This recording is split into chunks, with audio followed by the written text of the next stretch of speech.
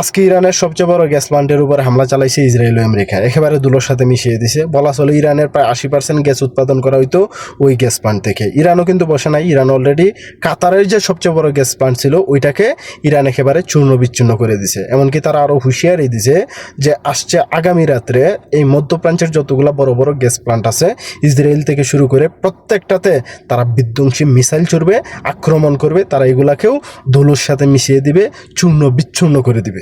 Donald Trump ইরানের উপরে যত বেশি হামলা করুক না কেন, যত ক্ষয়ক্ষতি করুক না কেন, এতে কোনো সমস্যা নাই, এতে ইরানের গায়ে লাগবে না। তবে এটা 100% সত্য যে এই যুদ্ধের সবচাইতে বেশি ক্ষয়ক্ষতি হচ্ছে আমেরিকার, অর্থাৎ ডোনাল্ড ট্রাম্পের। আর এই যুদ্ধের মধ্যে ইরান নয়, সবচাইতে বেশি বাজেভাবে ফেসে গেছে আমেরিকা আর ডোনাল্ড ট্রাম্প। কিন্তু তারা কিভাবে ফেসে গেল দেখেন, বর্তমানে আমেরিকা কিন্তু প্রায় $37 ট্রিলিয়ন ঋণগ্রস্ত আছে, যেটা বর্তমানে আমাদের বাংলাদেশের প্রায় 100 বছরের ইকোনমি বলা চলে। এখন আমেরিকা যদি ইরানের উপরে হামলা করা বন্ধ করে দেয় অথবা তারা নিজেরা নিজেদেরকে বিজয় ঘোষণা করে এই যুদ্ধ থেকে বেরিয়ে যায়, তাহলেই কিন্তু ইরান হামলা চালানো বন্ধ করবে না।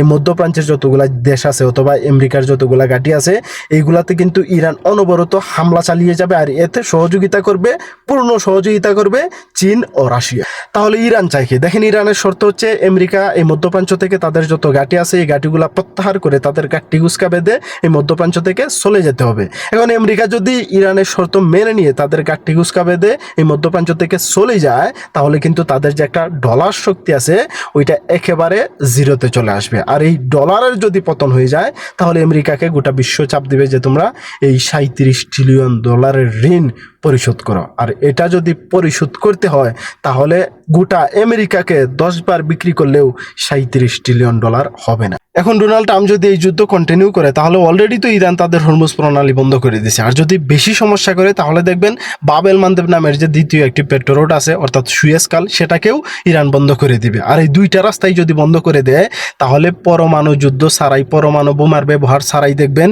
এই গোটা বিশ্ব ধ্বংসের পথে চলে যাবে। আর এর জন্য পুরোপুরিভাবে দায়ী থাকবে ডোনাল্ড ট্রাম্প ও আমেরিকা। এখন সবশেষে বলা চলে যে ডোনাল্ড ট্রাম্পের জন্য, অর্থাৎ আমেরিকার জন্য সামনে গো পিছনে কাঁধ, যেদিকে যাবে সেদিকেই গোয়া মারা।